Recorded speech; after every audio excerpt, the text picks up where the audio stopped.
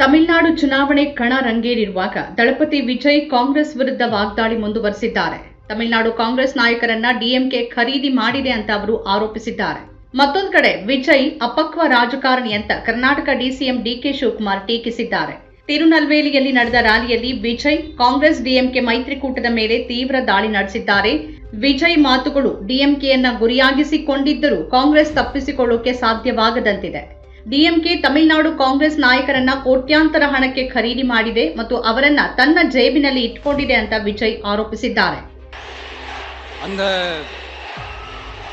அந்த காண்டுக்கு ஒரு காரணம் என்ன தெரியுமா? அவங்க வீட்லயே அவங்க குடும்பத்திலேயே விசில் சத்தம் பலமா கேக்குதான்.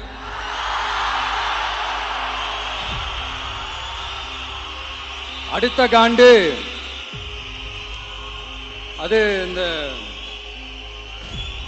சில பல கோடிகளை கொடுத்து நம்ம தமிழ்நாட்டு காங்கிரஸை பையில போட்டுக்கிட்டாங்க. யாரு?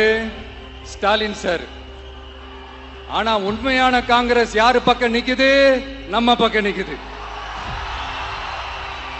சிறுபான்மை மக்களோட அந்த திமுக சாயம் வெளுத்து போச்சே. இந்த விஜய் என்னடானா மதச்சார்பற்ற கொள்கையோட உண்மையான ஒரு முகமா இருக்கிறானே. இந்த சிறுபான்மை மக்கள் வேற இந்த விஜய் பக்கம் தானே நிக்கிறாங்க அப்படின்ட்டு இந்த திமுகவுக்கும் பாஜகவுக்கும் என் மேல காண்டோ காண்டு.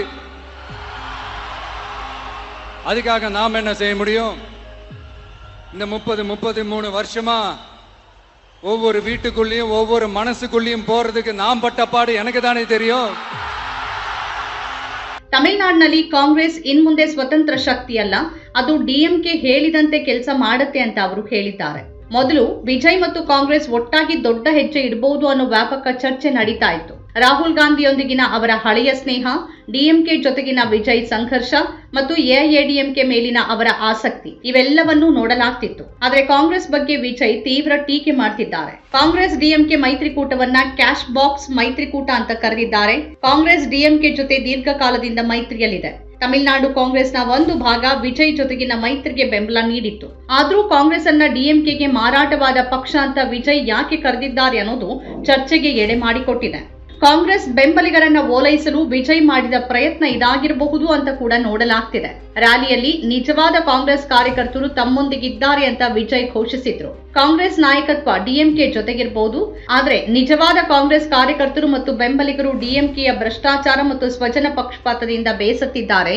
ಅವರು ಟಿವಿಕೆ ಜೊತೆಗಿದ್ದಾರೆ ಅಂತ ವಿಜಯ್ ಹೇಳಿದ್ದಾರೆ. ತಮಿಳುನಾಡಿನಲ್ಲಿ ಕಾಂಗ್ರೆಸ್ ಡಿಎಂಕೆ ಮೈತ್ರಿಕೂಟ ಜಾತ್ಯತೀತತೆಯ ಏಕೈಕ ಮುಖವಾಗಿ ಬಿಂಬಿಸಿಕೊಳ್ಳುತ್ತೆ. ಈ ಇಮೇಜ್ ಅನ್ನ ಮುರಿಯೋಕೆ ವಿಜಯ್ ಬಯಸ್ತಿದ್ದಾರೆ ಎನ್ನಲಾಗ್ತಿದೆ. ಜಾತ್ಯತೀತತೆ ಕಾಪಾಡೋಕೆ ಹೊಸ ಮತ್ತು ಶುದ್ಧ ಪರ್ಯಾಯದ ಅಗತ್ಯವಿದೆ ಅನ್ನೋ ಸಂದೇಶವನ್ನ ಅಲ್ಪಸಂಖ್ಯಾತರು ಮತ್ತು ಯುವಕರಿಗೆ ಕಳಿಸೋಕೆ ಅವರು ಕಾಂಗ್ರೆಸ್ ಅನ್ನ ಟೀಕಿಸುತ್ತಿದ್ದಾರೆ. ಕಾಂಗ್ರೆಸ್ ತಮಿಳುನಾಡಿನಲ್ಲಿ ಡಿಎಂಕೆಯ ಅತ್ಯಂತ ಹಳೆಯ ಮತ್ತು ಪ್ರಬಲ ಮಿತ್ರ ಪಕ್ಷವಾಗಿದೆ. ಕಾಂಗ್ರೆಸ್ನ ವಿಶ್ವಾಸಾರ್ಹತೆ ದುರ್ಬಲಗೊಳಿಸದೆ ಡಿಎಂಕೆನ ಭದ್ರಕೋಟೆ ಭೇದಿಸೋಕೆ ಸಾಧ್ಯವಿಲ್ಲ ಅಂತ ವಿಜಯ್ಗೆ ತಿಳಿದಿದೆ. ಆದ್ರಿಂದ ಅವರು ಕಾಂಗ್ರೆಸ್ ಅನ್ನ ಅಸಹಾಯಕ ಮತ್ತು ಶಕ್ತಿಹೀನ ಅಂತ ಬಿಂಬಿಸುತ್ತಿದ್ದಾರೆ ಅನ್ನೋ ವಿಶ್ಲೇಷಣೆಗಳಿವೆ. ಮತ್ತೊಂದು ಕಡೆ ಕಾಂಗ್ರೆಸ್ ವಿಜಯ್ ಅವರ ತಂತ್ರವನ್ನ ಅರ್ಥ ಮಾಡಿಕೊಂಡಿದೆ. ವಿಜಯ್ ಕಾಂಗ್ರೆಸ್ನ ಯುವ ಮತ್ತು ಅಲ್ಪಸಂಖ್ಯಾತ ಮತಗಳ ಮೇಲೆ ಕಣ್ಣಿಟ್ಟಿದ್ದಾರೆ. ಡಿಎಂಕೆ ಜೊತೆ ಚುನಾವಣೆಯಲ್ಲಿ ಸ್ಪರ್ಧಿಸುತ್ತಿರುವ ಕಾಂಗ್ರೆಸ್ ತಮಿಳುನಾಡಿನ ಜನರಿಗಾಗಿ ತನ್ನ ಪ್ರಣಾಳಿಕೆ ಬಿಡುಗಡೆ ಮಾಡಿದೆ. ಕರ್ನಾಟಕ ಉಪಮುಖ್ಯಮಂತ್ರಿ ಡಿಕೆ ಶಿವಕುಮಾರ್ ಎಂಕೆ ಸ್ಟಾಲಿನ್ ಅವರೊಂದಿಗೆ ರ್ಯಾಲಿ ನಡೆಸಿ ಕಾಂಗ್ರೆಸ್ ಪ್ರಣಾಳಿಕೆ ಬಿಡುಗಡೆ ಮಾಡಿದ್ರು. ಚೆನ್ನೈನಲ್ಲಿ ನಡೆದ ಪತ್ರಿಕಾಗೋಷ್ಠಿಯಲ್ಲಿ ಡಿಕೆ ಶಿವಕುಮಾರ್ ವಿಜಯ್ ಅವರನ್ನ ರಾಜಕೀಯ ಪ್ರಬುದ್ಧತೆ ಇಲ್ಲದ ಅಪಕ್ವ ರಾಜಕಾರಣಿ ಅಂತ ಟೀಕಿಸಿದ್ರು. ಸಿನಿಮಾಗಳಲ್ಲಿ ಮಾಡುವಂತೆ ಜನರನ್ನ ಮೋಸಗೊಳಿಸೋಕೆ ಸಾಧ್ಯ ಇಲ್ಲ. ಸಿನಿಮಾ ಡೈಲಾಗ್ಗಳು ಮತ್ತು ಸಾಹಸಗಳು ನಿಜವಾದ ರಾಜಕೀಯದಲ್ಲಿ ಕೆಲಸ ಮಾಡೋದಿಲ್ಲ ಅಂತ ಡಿಕೆ ಶಿವಕುಮಾರ್ ವ್ಯಂಗ್ಯವಾಡಿದ್ರು. ತಮಿಳುನಾಡು ಕಾಂಗ್ರೆಸ್ನಲ್ಲಿ ಒಂದು ವರ್ಗ ವಿಜಯ್ ಜೊತೆಗಿದೆ ಅಂತ ನಂಬಲಾಗಿದೆ. ಸ್ಥಳೀಯ ನಾಯಕರು ಕೂಡ ಅವರ ಪರವಾಗಿ ಮಾತಾಡ್ತಾರೆ.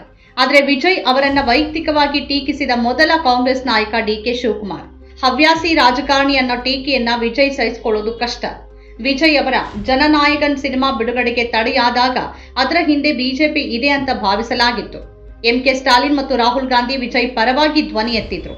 ಸ್ಟಾಲಿನ್ ಜೊತೆ ಅಲ್ಲದೆ ಇದ್ರೂ ರಾಹುಲ್ ಗಾಂಧಿ ಜೊತೆ ವಿಜಯ್ ನಿಲ್ಲಬಹುದು ಅಂತ ನಂಬಲಾಗಿತ್ತು. ಆದರೆ ವಿಜಯ್ ಜೊತೆಗಿನ ಸ್ನೇಹ ಡಿಎಂಕೆ ವಿರುದ್ಧ ಹೋಗೋಕೆ ರಾಹುಲ್ ಗಾಂಧಿ ಅವಕಾಶ ನೀಡಲಿಲ್ಲ. ಡಿಎಂಕೆ ಜೊತೆಗಿನ ಮೈತ್ರಿ ಬಗ್ಗೆ ಎರಡನೇ ಯೋಚನೆ ಇರೋದಿಲ್ಲ ಅಂತ ವಿಜಯ್ ಬೆಂಬಲಿಗರಿಗೆ ಸ್ಪಷ್ಟ ಸಂದೇಶ ರವಾನಿಸಿದ್ರು. ಈಗ ವಿಜಯ್ ಅವರ ಸಾಮರ್ಥ್ಯವನ್ನ ಪ್ರಶ್ನಿಸುವ ಮೂಲಕ ಡಿಕೆಶಿ ಭಿನ್ನಾಭಿಪ್ರಾಯವನ್ನ ಮತ್ತಷ್ಟು ಹೆಚ್ಚಿಸಿದ್ದಾರೆ. ನಮ್ಮ ಕಾರ್ಯಕ್ರಮಗಳನ್ನ ನೀವು ನೋಡ್ತಾ ಇದ್ರೆ ನಮ್ಮ ಚಾನೆಲ್ ಅನ್ನ ಸಬ್ಸ್ಕ್ರೈಬ್ ಮಾಡಿ, ಪಕ್ಕದ ಬೆಲ್ ಐಕಾನ್ ಒತ್ತಿ ನಮ್ಮನ್ನ ಬೆಂಬಲಿಸಿ. ಹಾಗೆ ನಮ್ಮ ಕಾರ್ಯಕ್ರಮಗಳನ್ನ ಲೈಕ್ ಮಾಡಿ, ಕಮೆಂಟ್ ಮಾಡಿ, ಅದನ್ನ ಬೇರೆಯವರಿಗೂ ವಾಟ್ಸ್ಆಪ್ ಮೂಲಕ ಶೇರ್ ಮಾಡಿ. ನೀವು ಹೀಗೆ ಮಾಡಿದಾಗ ನಮ್ಮ ಚಾನೆಲ್ ಮತ್ತಷ್ಟು ಜನರಿಗೆ ತಲುಪಲು ನೀವು ನಮ್ಮೊಂದಿಗೆ ಸಹಕರಿಸಿದ ಹಾಗಾಗುತ್ತೆ. ಇದು ನೀವು ಯಾವುದೇ ಖರ್ಚಿಲ್ಲದೆ ಕೆಲವೇ ಸೆಕೆಂಡುಗಳಲ್ಲಿ ನೀಡಬಹುದಾದ ಸಹಕಾರ. ಧನ್ಯವಾದಗಳು.